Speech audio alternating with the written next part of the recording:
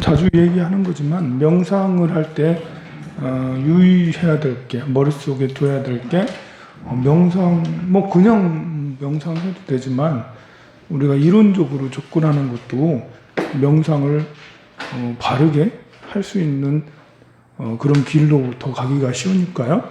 명상을 할 때는 사마타와 위파사나, 산화적인 것을 위파사나적으로, 사마타적으로 접근해야 된다. 자, 우리가 이제 관세음보살을 하게 되면 이게 나예요. 관세음보살을 할 때 관세음보살 이것은 나의 내면으로 들어간다는 거잖아요. 밖으로 향하는 것들을 그만두고 내면으로 관세음보살 쏙 깊숙하게 내 내면 저 어딘가 저 깊고 깊은 저 심층 의식 그 밑에 나와 만나는 거잖아요. 그러니까 온 모든 정신적 에너지가 내면으로 쭉 향하는 거예요. 밖으로 향하려고 하는 우리의 습성. 우리는 눈으로 보고, 귀로 듣고, 코로 냄새 맡고, 혀로 맛을 보고, 이런 습성들이 있어서 마음이 밖으로 자꾸 향하게 된다고요. 눈으로 봐지는 게 향하는 거잖아요. 귀로 들려지는 것도 밖으로 향하는 거고, 코로 냄새 맡는 것도 밖에 있는 걸 인식해서 코 냄새 맡고, 맛으로 맛보려고 하잖아요. 그래서 마음은 자꾸 밖으로 향하려고 해.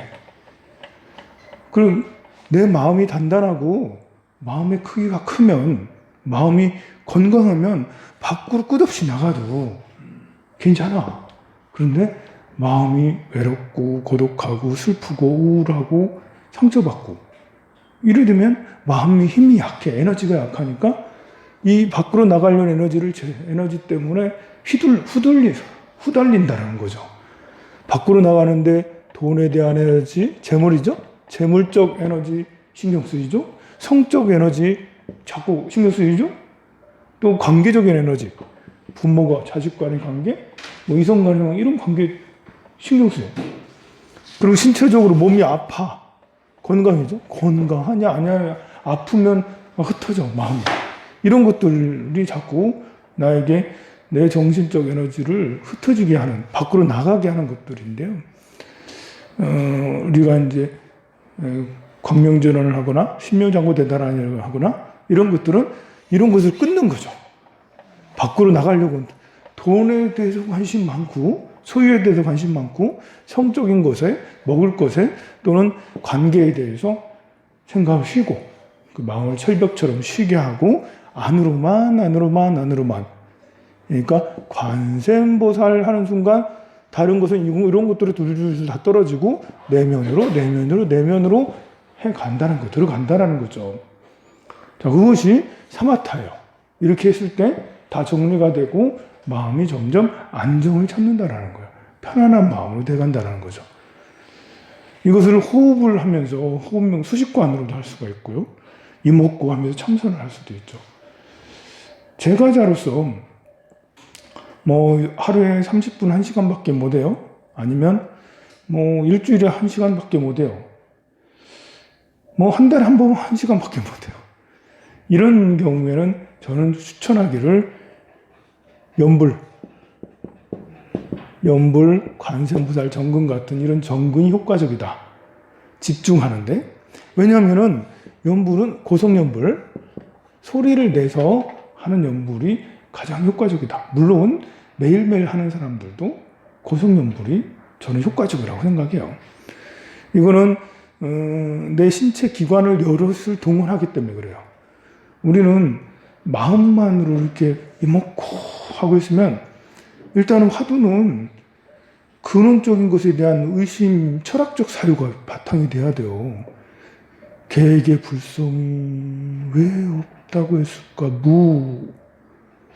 이것은 철학적 사유가 어느 정도 궁금증이, 이 물음표에 대한 인생의 고뇌 뭘까? 이것에 대한 큰 의심이 있어야지, 큰 어떤 사유가 있어야지 이먹고 뜰 앞에 잣나무 이게 가능해요. 이게 아무나 되는 게 아니에요. 그런데 내 신체 기관을 사용하는 거, 고성연불이라는 게 내 입을 사용해서 소리를 내면 입만 사용되는 게 아니죠. 귀로 들려주기도 하고, 또 이렇게 진동이 있어, 진동. 관세음보살 성대로서 생기는 진동이 온몸으로 미세하지만 전율이 퍼져나가요. 그래서 기관을 사용해서 하면 우리가 이제 호흡을 하는 것도, 숨을 들이쉬고 내쉬고 하는 것도 좌선을 한 상태에서 두 엄지손가락을 이렇게 마주하고 손정리를 하면서 해서 하거나 엄지손가락을 이렇게 해서 무릎 위에다 손을 두고 숨을 들이쉬고 내쉬고 하면 더 잘 돼요. 왜냐하면 손가락을 약간 밀거나 손가락을 이렇게 하게 되면 긴장이 생기니까 잘 돼요. 그리고요, 관세음보살도 속으로, 마음속으로, 관세음보살 마음속으로 소리 내지 않고 이렇게 하는 것과 소리를 내는 것과, 그리고 염주를 돌리면서 하는 거, 염주를 돌리면서 관세음보살 소리를 내서 하는 거, 차이가 굉장히 커요. 해보면 느껴져요. 소리를 내면, 관세음보살 소리를 내면서 염주를 하나씩 하나씩 돌려가면서 하면 더 빠져들어요.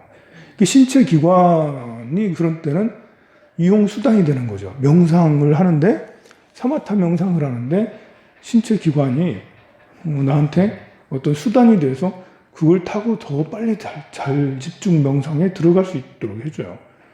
그냥 의근만, 마음속에 의근이라고 그러는데, 의근만을 사용해서 이렇게 하는 것은 자꾸 놓치기가 쉬워, 마음속에서. 왜냐하면 생각이 복잡하기 때문에. 그런데 손을 사용하든지 소리와 손을 사용해서 그렇게 하면 좀 약간 산만함은 있지만 쑥 깊숙하게 들어가는 맛도 있고요. 그리고 또 내공력도, 공력이 붙어요. 또 공력이. 손은 좀 덜하지만 소리로, 성대로 이렇게 하는 것은 공력이 붙어요. 여러분들이 무협지 보면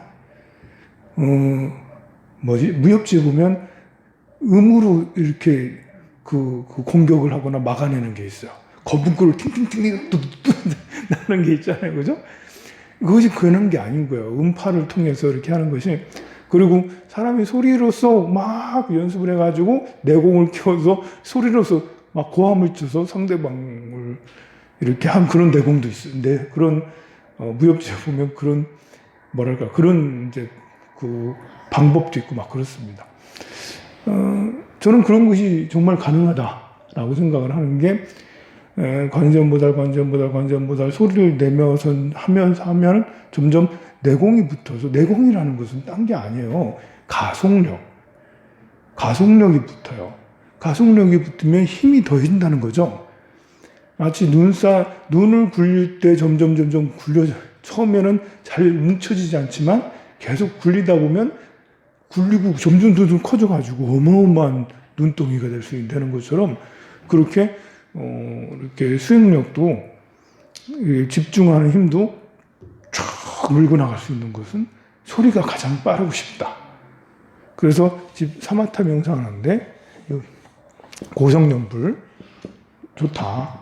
우리 참선하는 스님들은 이거 부산하다. 우이심으로 가자. 이먹고 뜰 앞에 잣나무. 이게 철학적 사색력이 굉장히 높은 사람들은 이게 더 빠를 수도 있죠. 신체 기관을 사용하는 것보다 이거 수준 낮은 애들이 하는 거야. 정신력이 좋은 나는 이거를 할 거야. 그런데 사람에 따라서 유리하고 불리한 것이 있긴 해요. 오늘 어떤 두 보살님하고 상담을 했는데, 한 보살님은 행동형의 보살님이고, 한 보살님은 지식형의 보살님이에요. 물론 근데 이제 이 보살님은 기도를 더 많이 해. 기도를 정말 많이 해. 하루에 1시간씩 매일매일 기도를 한다 하더라고요. 이 보살님은 기도가 잘 안 돼. 이 보살님이 포교해가지고 기도 좀 하세요 라고 해서 팔량경도 하고 천수경도 하고 하게 하는데, 매일 하는 건 이분이요. 이제 행동형의 사람인데 기도도 또 잘하고 있는 거예요. 그런데 이분은 수행이 보살행에 적합하고, 이분은 사색형. 그러니까 이제 뭘까 나는? 뭐 이런 것에도 적합할 수가 있는 거예요. 그것은 사람이 자기가 태어난 월이 어떠느냐에 따라서 좀 차이가 있고 막 그렇습니다. 그러니까 이게 근기 차이냐. 철학적 사생력이 높은 사람은 높은 근기는 화두선을 하는 게 더 맞고, 좀 근기가 떨어지는 이런 사람들은 염불 하는 게 맞다. 저는 이것을 약간 반대합니다. 어느 게 더 사람이 더 높냐 낮냐가 아니라 체질적으로 행동형의 사람한테 이먹고 이렇게 하는 것은 잘 뭔가 안 잡힌다라는 거죠. 이게 안 돼, 잘. 수행이 진척이 잘 안 돼. 행동형의 사람한테는 고성연불을 하면 쫙쫙 그 집중력이 쫙쫙 빨려들죠. 이분은 몇 년째 천지팔령경을 독송한대. 안 지겨워. 계속 천지팔령 또 하고 또 하고 또 하고 또 하고 천수경, 천지팔령경, 화엄경, 약상계, 반야심경 하루에 1시간씩 한대. 똑같은 거잖아요. 이거 이제 기도라는 게 사색형의 기도가 있고 반복형의 기도가 있어요. 이 반복형의 기도는 금강경을 매일 하루에 한 번씩 한다든지, 뭐 천수경을 계속 한 번씩 한다든지 이런 거고요. 사색형이라는 거는 이제 뭐 공부해가면서 하는 거지, 공부해가면서. 이분은 이게 안 맞는 거야. 1시간씩 매일 똑같은 것을 계속 한다라는 것이 지식형의 사람한테는 이거 무슨 뭐 이분은 지식이 더 많아지는 게 더 중요한 거예요. 그래서 제가 생각할 때 이분은 한 100일은 금강경, 또 100일은 법화경, 100일은 화엄경, 100일은 뭐 유마경, 능엄경 이런 식으로 해서 하나하나 경전이나 어떤 수행 방법들을 하나하나 좀 다르게 해가면은 그러면 알아지는 재미. 요분은 사람들하고 같이 어떤 행동들을 같이 하면 거기서 행복을 찾고요. 요분은 사람들 앞에서 내가 꿀리지 않으면, 아는 것이 꿀리지 않으면 행복한 거야. 내가 더 많이 안다고 느껴지면, 그리고 말을 해서 내 이만큼 알아. 사람들이 나를 인정해주면, 그럼 행복한 거야. 행복한 것에 대해 그것도 차이가 있는 거예요. 요분은 행동할 때 행복한 거예요. 많이 아는데 별 관심이 없어.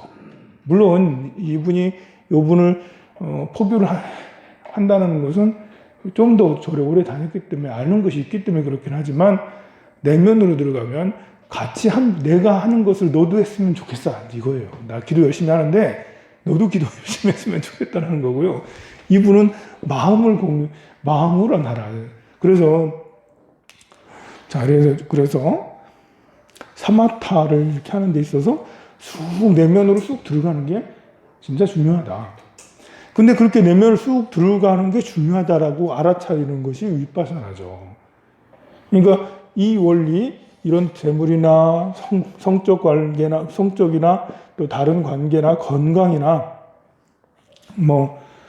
이런 것도 또 먹는 거라든지 뭐 이런 것들이 철벽을 쌓게 하고 안으로 쑥 들어가게 하는 것이 이렇게 고성연불로서 하는 것이다라는 것을 윗바사나가 잘 알아차려서 이렇게 하면 수행이 훨씬 더 쉽다라는 거죠.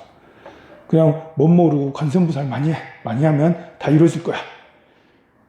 근기가 훌륭한 사람은 관세음보살 많이 해야 된다는 그 말만 듣고도 그냥 많이 하는 사람도 있지만, 그래도 방법적으로 빨리 가려면, 제대로 가려면 이렇게 윗바사나적으로 알면 좋죠. 윗바사나는 이렇게 수행의 방법을 알아차리는 것도 윗바사나지만, 더 폭넓게 얘기한다면 세상을 바르게 안다. 정지. 올바르게 아는 것이 중요하다는 거예요. 정지. 올바로 알아. 올바로 봐야 돼. 올바른 알아차림. 바른 알아차림을 정지라고 할 수가 있어요. 그러니까 이거는 수행자적인 그런 것뿐만 아니라 부모 자식 간의 관계, 또 사회인으로서의 나, 정치 사회인으로서 나, 종교인으로서 나, 또 이렇게 이런 것 속에서 이 나를 또 어떻게 생각해야 되는지, 어떤 말과 행동을 해야 될지, 어떤 직업을 가질지, 어떤 윤리를 가질지, 이런 것들도 윗바사나에 포함이 되죠. 왜냐하면 삶과 수행은 서로 뗄래야 뗄 수가 없으니까요. 그런 수행을 할 때는 광명지원 수행을 하면 광명지원이 빛의 진원이구나. 오마모카 바이로차나 막 무한한 빛이 막 나에게 쏟아지는 그런 생각을 하면서 오마모카 바이로차나 마음들아 이렇게 한다면 그것도 위파사나 접근이죠. 그냥 무조건 오마모카 바이로차나 마음들아 이렇게만 하는 게 아니라 온 세상의 우주의 모든 빛이 비로자나 빛이 나에게 슉 다가온 듯한 그런 느낌이 드는 것을 생각을 하면서 한다면 위파사나적 접근을 하겠죠. 그리고 내가 관세음보살하면 관세음보살님의 자비함이 온 세상으로 널리 퍼져서 세상이 자비로 가득하게 되더라. 이것도 역시 위파사나적 관점이라고 할 수가 있습니다. 그런 의미에서 오늘 1교시에는 여러분들하고 헌법을 한번 이제 헌법 조문들을 살펴보는 시간을 갖는 것도 좋을 것 같아요. 여러분들은 헌법 조문들을 1조부터 130조인가요? 133조인가? 한번 다 정독해봤나요? 예. 거사님은 법무사시니까. 한번 읽어봤으면 좋을 것 같아요. 네. 아유, 법을 하시는 분한테서 앞에서 내가 이렇게 이 강의를 하면 안 되는데. 네. 헌법. 네. 헌법은 이제 전문하고 조문들로 나눠져 있죠. 전문은 서문 같은 거고요. 헌법에는 전문이 있고 조문이 있는데요. 전문은 서문이고요. 그리고 1장부터 9장까지, 9장, 10장, 1장부터 10장까지 있고, 1장, 1조 2항, 2조 3항, 이런 거 있잖아요. 1조부터 9조까지는 총강,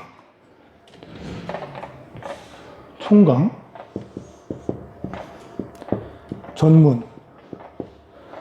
1조부터 9조까지는 총강이고, 이게 1장이에요. 2장에는 국민의 권리와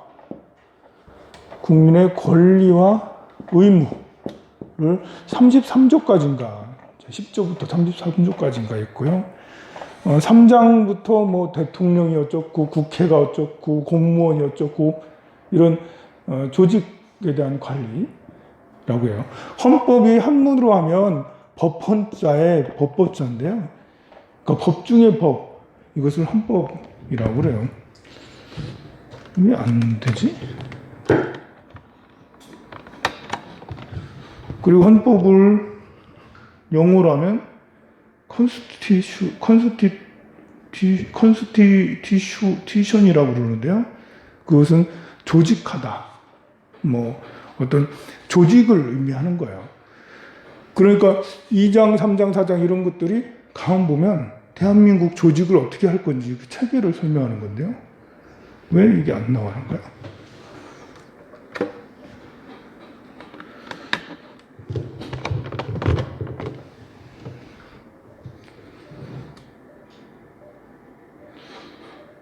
할 수 없이.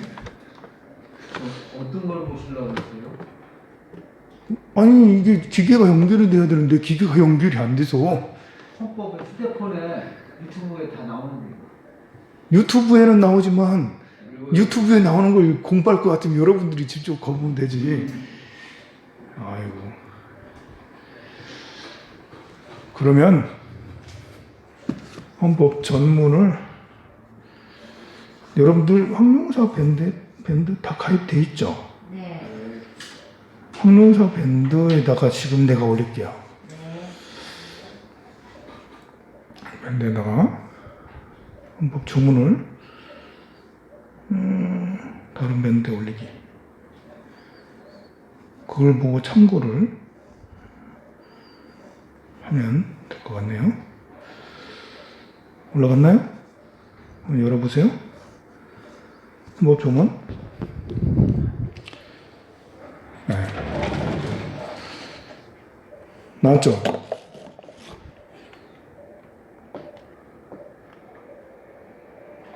나왔죠? 네. 자, 먼저 전문이 나올 거예요. 이것은 서문이라고 생각하면 돼요.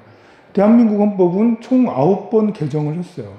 지금 현재 헌법은 1987년 제6공화국 때 개정을 한 거예요. 개정이 9번 한 거를 기억을 하면 돼요. 1948년도에 7월 17일 이걸 제헌해서 발표를 해서 제헌절 7월 12일인가 이제 발표를 했는데 제헌절은 7월 17일이죠. 유구한 역사와 전통이 빛나는 우리 대한민국은 3.1 운동으로 건립됐어요. 그 3.1 운동이 얼마나 어떤 위치인지 헌법 조문에 들어있는 거예요. 우리가 이제 뭐 보수 단체들은 우리나라 국가가 건립된 건 1948년이다 라고 그렇게 얘기를 하고, 좀 진보주의자들은 1919년 3.1 운동을 기점으로 해서 대한민국 그 임시정부 수립, 여기 보면 임시정부의 법통과 불의한 건 4.19 민주주의 이념을 계승한다 라고 되어 있죠. 이게 헌법에 들어가 있는 거예요. 근데 1948년 헌법에는 이거 있었던 게 아니고요. 4.19 지나서 1962년도인가 이때 세 번째인가 네 번째 헌법 개정할 때 이 문구가 들어갔어요. 처음에는 4.19 및 5.16 혁명까지도 헌법에 들어갔던 적이 있었어요. 5.16 혁명, 그러니까 박정희 대통령 5.16을 중요하게 여겼으니까요. 나중에 80년대 그때는 5.16이 빠지고 4.19는 들어가 있습니다. 그러니까 이 부분을 보면 우리가 3.1 운동도 뭐 독립운동이고 또 대한민국 임시정부도 독립운동이고 불의에 항거한 거예요. 4.19도 불의에 항거한 거예요. 그러니까 헌법 전문에는 처음에 시작이 불의에 항거로부터 시작이 됐다 할 수가 있어요. 1987년에 이때 9번째 개헌할 때 이 문구들이 다 들어갔는데요. 그러니까 우리 헌법 전문은 뭐랄까 좀 불의에 항거한 이런 것이 많이 강조되어 있는 거예요. 우리는 그냥 보면 이런 게 돼 있구나 이제 그렇구나 하는데 역사를 살펴보면 또 이게 분명히 차이가 있어요. 전문은 헌법 1조부터 1장부터 10장까지 이것들을 대표하는 거예요. 그러니까 모든 법률은 헌법이 상위법이고 법률은 거기에 따르는 법이잖아요. 그러니까 법률보다 헌법이 상위법인데 그 헌법 중에서도 전문이 총체적인 전문이 그 중에서도 그 대의를 담았다라고 할 수가 있습니다. 전문이 제일 중요한 거예요. 그러니까요. 그리고 또 중요한 게 조국의 민주 개혁과 평화적 통일의 사명에 입각하여 정의, 인도와 동포로서 민족의 단계를 공고히 한다겠습니다. 그러니까 민주 개혁도 중요하고 평화적 통일을 헌법 전문에 넣었어요. 평화적 통일을 해야 된다라는 게 중요하게 되어 있죠. 모든 사회적 폐습과 불의를 타파한다. 역시 개혁적이죠. 개혁적인 게 굉장히 많습니다. 자율과 조화를 바탕으로 자유민주적 기본 질서를 더 확고히 하여 정치, 경제, 사회, 문화의 모든 영역에 있어서 각자의 사람들의 기회를 균등히 하고요. 능력을 최고도로 발휘하게 하며 자유와 권리에 따른 책임과 의무를 완수하게 하여 안으로는 국민 생활의 균등한 형상을 기하고 밖으로는 항구적인 세계평화와 인류 공영에 이바지함으로써 우리들과 우리들의 자손의 안정과 자유와 행복을 영원히 확보할 것을 다짐하면서 1947년 7월 12일에 제정하고 8차에 걸쳐 개헌 헌법을 국회 의결을 거쳐 국민투표에 개정한다고 되어 있는데요. 저는 이제 우리 어렸을 때는 국민의례를 다 외웠죠. 나는 조국과 민족의 무궁한 영광을 위하여 뭐 이러면서 다 외웠습니다. 우리 어렸을 때는. 근데 사실 저는 초등학교 때부터 중고등학교 때까지 우리 아이들이 헌법 전문과 총강 정도를 다 외웠습니다. 헌법을 전부 외우기는 어렵지만 헌법 전문하고 총강까지는 총강이 9조까지거든요. 이거는 우리 그 청소년들이 다 외우면 좋지 않겠나. 헌법 정신으로 살아가야 되지 않겠나라는 생각을 가지고 있어요. 보통 사람도 헌법 정신을 갖는다면 좋지 않겠나. 법적 사고를 갖는 것이 합리적 사고에 합당하지 않나 생각이 들어요. 보면 되게 중요한 말들이 많잖아요. 1장 볼까요? 총강 1장. 1조부터 9조까지는 총강이라고 그랬죠. 영화에서 많이 나오죠. 대한민국은 민주공화국이다. 이러면서 대한민국의 주권은 국민에게 있고 모든 권력은 국민에서부터 나온다.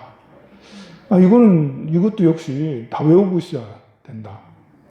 이제 국가의 3조건이 있죠. 국가의 3조건은 국민, 영토, 그 다음에 뭘까요? 주권이에요. 국가를 이루는 3요소가 국민, 영토, 주권이에요. 누가 국가를 이루는 3요소를 이렇게 이거라고 했는지는 모르겠지만 나름 굉장히 의미가 있습니다. 국민 영토는 당연히 알겠죠. 국민이 있어야지 국가가 있는 거고 땅이 있어야지 국가가 있는 거잖아요. 이것은 불변이죠. 이거는 이제. 그래서 일제시대 때 이것을 정확하게 이렇게 국가라고 할 수가 있느냐, 임시정부를 할 수 있냐 없냐 이런 것들은 사람의 법적 해석에 따라 달라요. 우리가 빼앗긴 것을 되찾기 위해서 임시정부를 상해에다 두고 또 중정에다 두고 막 쫓겨다니고 막 그랬는데, 그건 우리 영토를 수복하기 위해서 해외에서라도 열심히 노력하는 거니까. 영토가 아예 없어서 뭐 떠돌이 생활을 하고 다 흩어졌으면 몰라도 국민들은 영토에 대한 꿈을 다 가지고 하고 있기 때문에 저는 분명히 그런 임시정부를 하더라도 국가라고 생각한다. 근데 이제 이거는 이 판사들, 헌법재판소의 판사들 재량에 따라 다를 수가 있어요. 그게 어떻게 국가냐? 이건 국가가 아니다. 그래서 임시정부는 국가가 아니다라고 말하는 판사가 있을 수 있는 거죠. 법 해석이 각자마다 다르니까. 근데 주권이라는 것은 이게 이제 주인이 되는 권리잖아요. 지금은 누가 주권을 가지고 있죠? 국민이 주권을 가지고 있잖아요. 200년 전에는 왕이 주권을 가지고 있었어요. 그래서 중요한 거예요. 이게 주권을 독재면 주권이 독재하는 사람한테 가 있잖아요. 독재에서 벗어났다는, 왕권에서 벗어나고 국민이 주권을 가지고 있다는 것은 지금 새로운 민주국가의 탄생이라는 거죠. 지금 그러니 이거는 중국은 안 통하는 거지. 중국에서 국가의 3요소 하면 이렇게 되면 안 되겠죠? 중국에서는 국민 영토 공산당 이렇게 국민 영토 공산당이 돼야지 국가의 3요소가 되겠죠. 그러나 이성적인 합리적인 사고를 가진 사람으로서 어느 것이 더 국가다운 걸까 할 때는 주권. 이것은 나 개인이 굉장히 중요한 사회가 된 거예요. 국왕이 중요했을 때는, 또는 교황이나 국왕이 주권을 가지고 있으면, 그럼 이제 왕권 중심, 교황권 중심. 내가 별로 안 중요해. 그 독재하는 사람이 더 중요한 거예요. 중국은 공산당이겠지? 거기가 더 중요해. 내가 더 행복한 나라가 되고 싶다.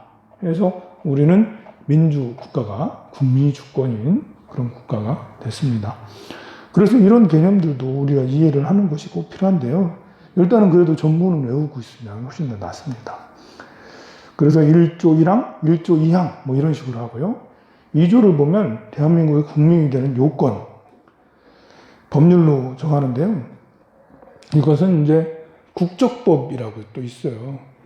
또 여기 헌법에 이렇게 주석을 다는 또 다른 법률이 있는데 국적법에 의거를 해요. 이 국적법, 대한민국의 국민이 되는 요건. 이것은 보니까 좀 살펴보니까 우리가 이중국적을 가져서는 안 되더라고요. 만약에 미국 국적이 있다. 그럼 둘 중에 하나는 2년 이내에 포기를 해야 된다 하더라고요.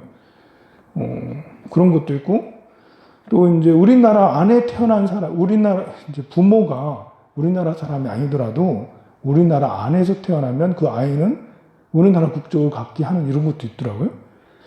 또 부모가 한쪽이 우리나라 사람이면 또 국적을 뭐 이렇게 보장해주고 뭐 이런 여러 가지 것들도 국적법에 이렇게 있고 그래요. 보면 거기에 국적법 요건이 정해져 있고요. 재외 국민을 보호할 의무도 지고 있는데 재외 국민을 어디까지 할 것인가도 정해져 있습니다. 뭐 저는 뭐 기본적으로 조선족도 재외 국민으로 해줬으면 좋겠다라는 그런 생각을 가지고 있고, 조선족뿐만 아니라 고려인들까지 저기 그 카자흐스탄으로 이렇게 강제 이주간 고려인들 많이 있잖아요. 그들은 3세, 4세대, 5세대 올라가면 다 우리 대한민국 사람들인데, 어쨌든 재외 국민도 보호할 의무를 가지고 있어요. 아, 이게 나라다운 나라다. 이런 것이 헌법에 명시되어 있지 않으면 난감하다. 재외 국민들은. 제4조, 3조, 대한민국 영토는 한반도와 그 부속 도서로서 한다. 이거 진짜 문제예요. 이거 굉장히 좋은 말 같잖아요. 3조 보면 대한민국 영토는 한반도와 그 부속 도서를 한다는 게 틀린 말일까요? 맞는 말일까요? 맞는 말이라고 하면 그 뒤에 4조하고 좀 대치되는 게 있어요. 대한민국은 통일을 지향해요. 그럼 뭐지? 통일을 지향한다는 것은 북쪽의 권력을, 북쪽의 정부를 인정한다는 건가요? 여러분들은 북쪽의 정부를 인정하나요? 안 인정하나요? 인정하지 않지만요. 네. 거기에 그 채권자들 있잖아요. 네. 우리가 줍니다. 지금. 네. 그렇게 되십니다. 그래, 이게 3조하고 4조는 서로 대치되는 법이에요. 한반도를 영토로 한다라면 북한까지 포함되는 거잖아요.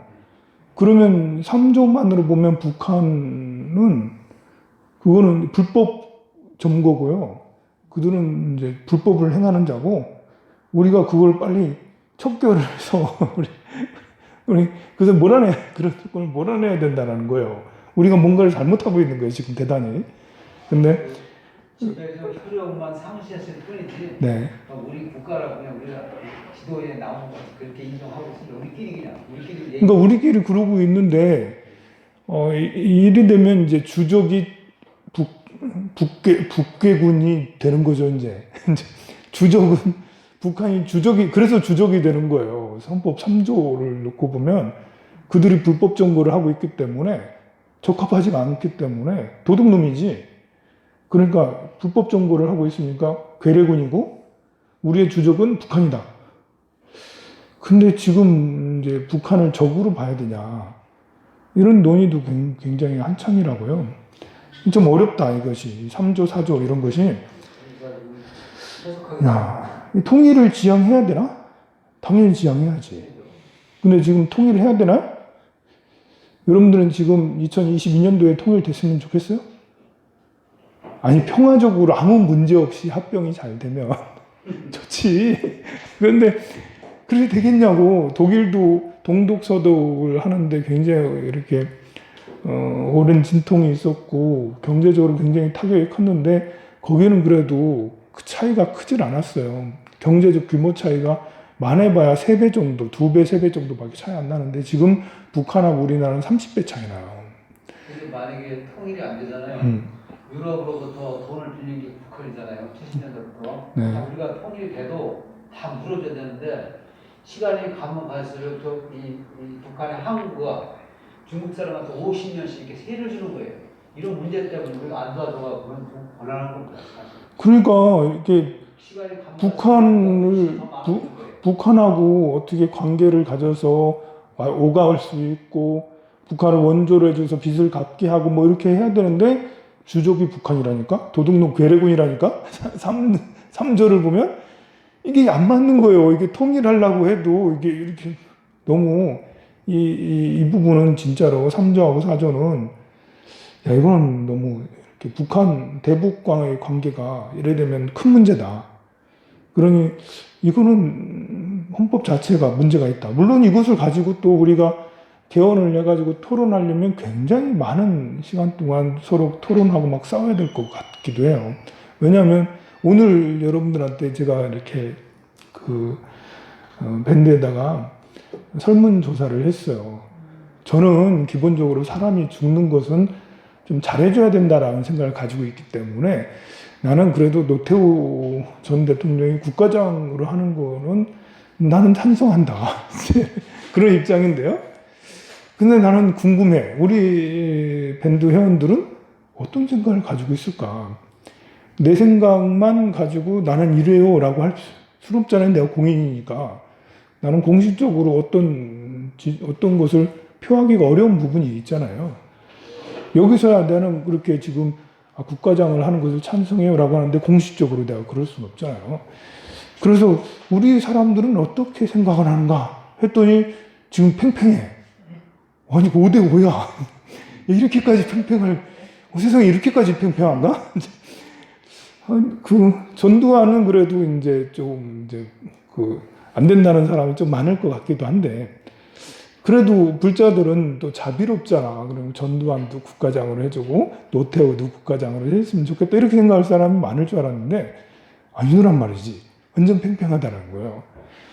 이렇게 이제 이렇게 남과 북으로 갈려져 있으니까 이념이나 이런 것들이 굉장히 대립돼서 이런 이념 간의 갈등 심화로 생기는 그런 사회 갈등 문제가 사실 심각해요.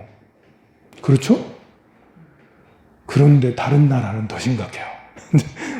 우리나라는 남과 북으로 이렇게 나눠져 있어서 이 이념 갈등이 사회 갈등으로 그걸 하기 위해서 굉장히 노력이 어떤 많은 것들을 거쳐서 화합이 되려면 참 어렵다라고 생각을 하고 있잖아요.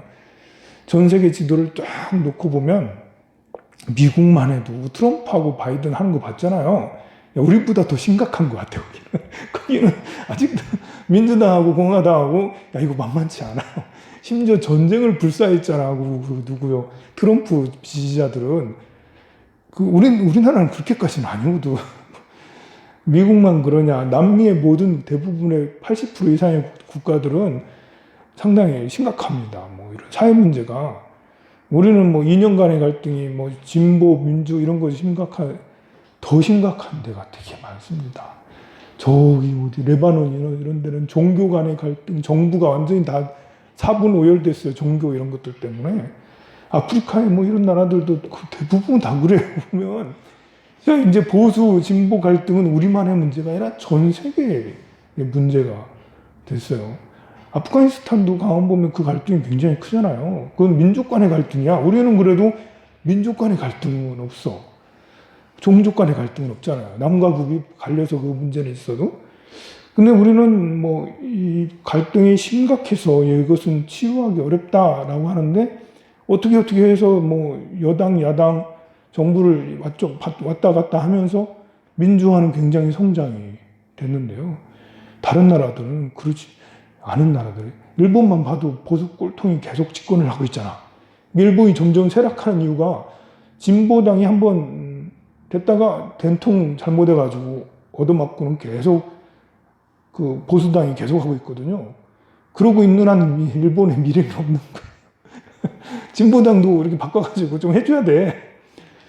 어쨌든 3조하고 4조는 이거는 정말 심각하다 사실은. 자 5조 대한민국은 국제평화의 유지에 노력하고 침략적 전쟁을 부인한다. 나는 일본 헌법만 평화헌법인 줄 알았는데요. 우리 대한민국 헌법도 평화헌법입니다. 침략적 전쟁을 뭐지? 부인한다라고 되어 있어요. 우리나라가 해외에 파병한 적 있죠? 이제 그 박정희 대통령 때는 뭐 그 베트남 참전은 헌법을 논하고 자시고가 없이 그냥 대통령이 무조건 이제 보낸 거고 이제 2004년인가요? 이라크 파병? 이거는 이제 헌법재판소에서 헌법재판을 거쳤어요. 그때는 노무현 시절이 돼가지고 그 뭐 사회적 갈등이 좀 심했었잖아요. 그래서 그때 헌법재판소에서 뭐라고 내놨냐면 정말 헌법재판소도 정말 웃겨요. 이게 사실 읽어보면 약간 위헌일 수도 있잖아요. 우리나라가 파병을 했어. 미국이 침략한 거잖아, 이라크를. 그러면 우리도 같이 가가지고 했으니까 우리도 침략하는 거잖아요. 그러면 거기 동조하는 거니까. 그럼 헌법에 위반되잖아요. 그럼 헌법재판소가 이거 파병하면 안 된다 이런 결론을 내린 게 아니고 이것은 정치적으로 굉장히 민감한 거라서 국회하고 대통령하고 이렇게 정부하고 협의해서 한다. 그렇게 이상한 결정을 헌법재판소에서 내렸어요. 그때 보면. 그래가지고 국회에서 해가지고 파병을 결정하긴 했었잖아요. 그러니까 헌법재판소도 헌법재판 9명인데 그 사람들 생각에 따라서 이럴 수도 있고 저럴 수도 있고. 그래서 박근혜 탄핵할 때도 막 우리 되게 궁금해 하잖아. 저 탄핵이 될까 안 될까 하면서 숨지기고 다 봤었는데요. 자, 그래서 우리나라 헌법은 평화헌법이다. 저는 이제 굳이 이런 조항을 넣어야 되나? 이런 생각도 좀 들어요. 왜냐면 갑자기 중국이 굉장히 이상해졌어. 그래가지고 사분 오열돼가지고 정치가 이상해져가지고 그러면 우리 만주 땅을 되찾아야 되잖아. 안 그래요? 중국이 이상해지면 우리가 만주 땅을 되찾고 가가지고 우리가 잃어버린 땅이니까 되찾아서 만주를 진격해가지고 해롱해롱해서 이상해졌으니까 가서 찾아야 될 거 아니에요. 근데 헌법에 보니까 위헌이네? 이거 헌법 때문에 우리는 만주를 가지 못해. 뭐 이런 꿈을 꿔서는 안 되겠지만 혹시 그런 일이 뭐 많이 생길 수는 없잖아요. 근데 그 꿈을 꾸시고요. 네. 헌법을 수정함과 동시에 과거의 영토로 수복한다 이렇게 하시면 됩니다. 네, 그죠? 어쨌든 지금 헌법으로서는 불법이 되는 거예요. 북팀으로도 그렇고 아프가니스탄도 그렇고 그래서 이 전투 부대를 파견한 게 아니라 의를 지나고 거기에 그 산업 인력을 양성하는 쪽으로 그렇게 진행을 했습니다. 네, 그렇죠. 근데 아프가니스탄도 이제 그런 식으로 했죠. 근데 사정이 틀립니다. 이제 그때는 독재 시대니까 헌법재판소 이런 거 하지도 않았죠. 근데 노무현 대통령 때는 이라크 파병은 헌법재판소에 제소가 됐고 판결을 내렸어요. 그래서 이 5조 평화 이게 이제 3조, 4조, 5조 사실은 다 걸려요. 이게 세 개가 다 걸려. 북한을 정부로 인정하면 침략을 해서는 안 된다라고 해서 만약 북한 정권이 해롱해롱해서 이제 이상한 자꾸 폭동이 일어나고 막 그러면 우리가 그 사이에 틈을 타서 북한을 수복할 수도 있잖아. 지금은 현 정부가 이렇게 종전선언을 추진하고 있는데 종전선언이 지금부터는 과연 유리한가? 유리한 게 아닐 수도 있어요. 왜냐하면 종전선언을 안 하면 계속 전쟁 중이라는 거잖아요. 휴전이잖아요. 누구한테 더 유리하지? 북한하고 우리나라랑 생각하면? 왜냐하면 군사력이 우리가 월등하거든. 그리고 군사력은 비약적으로 발전하고 있고 10년 후에는 군사력 차이가 10배가 될 수가 있거든요. 미래 전쟁은 그야말로 AI 전쟁이 되니까 우리가 이 기술이 엄청나게 세계에서 제일 빨리 발전하고 있어요. 그럼 10년 후가 되면 정밀 타격, 김정은 타격, 김여정 타격, 장군들 타격, 중요 부대 타격, 한순간에 다 할 수가 있거든요. 우리 무기들이 짱짱하니까. 그러면 누가 유리하지? 그래서 종전선언이 나는 전쟁주의가 사실 아닌데 나는 스님이라서 전쟁은 절대 일어나면 안 되죠. 그런데 또 그런 식으로 생각을 하면 종전선언이 예전에는 어쨌든 우리가 종전선언에서 북침을 안 했으면 좋겠다. 제발. 우리가 전쟁이 안 일어났으면 좋겠다라고 되는데 앞으로는 양상이 달라져서 이럴 바에 빨리 해가지고 조금 손해는 볼 수 있겠지만 빨리 해서 빨리 우리가 다 이렇게 이기는 게 낫지 않아? 괜한 생각을 하고 있죠. 그래서 많은 이제 생각들이 오고 갈 수가 있어요. 저는 어쨌든 기본적으로 전쟁은 종전선언이 되고 평화롭게 합의되는 것을 적극적으로 그게 제 생각입니다. 그 다음에 국군은 국가의 안전 보장과 국토 방해 신성한 의무, 이것은 당연한 거겠죠. 6조 또 이제 조약들이 있는데요. 국내법이 있는데 그거는 이제 뒤에 법률 넣어서 많이 따라오고 하는 거예요. 7조를 보면 좀 고무적입니다. 공무원은 국민 전체에 대한 봉사자래요. 구급 공무원은 봉사자 같아요. 구급 공무원들은 고생이 많으십니다.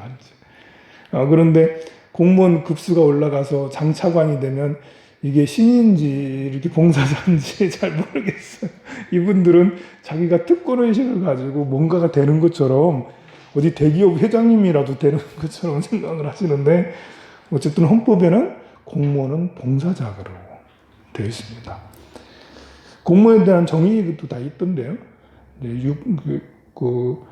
월급을 받아가면서 하는 종사자가 있고 그렇지 않은 또 이렇게 관계 종사자 공무원도 있는데 5급 이상은 사무관입니다. 일을 안 합니다. 5급 네. 이하만 일을 하고 나머지는 5급은 문서 정리만. 네. 공무원이 누가 이제 놀리는 게 뭐냐면 봉사 누가 하느냐 이렇게 봉사 누가 하는 게 봉사니까 많이 놀려먹습니다. 자, 그리고 이제 공무원은 정치적 중립성이 보장된다.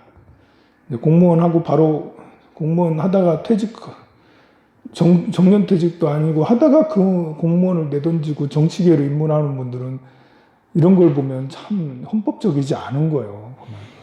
헌법은 정치적 중립성을 보장한다고 되어 있는데요. 8조는 정당에 대해서 굉장히 길게 나오니까 그냥 패스하겠습니다. 9조, 국가는 전통문화의 계승 발전과 민족문화의 첨단에 노력해야 된다라고 되어 있습니다. 이것도 이제 제일 근래 9차 개헌 때 추가된 걸 하더라고요. 좀 이제 개념이 애매모호한 게 전통문화가 뭐냐 도대체. 전통문화를 어떤 걸로 규정하는 게 참 어려운 약간 모호한 것이죠. 또 민족문화, 어디까지를 민족문화로 해야 되나.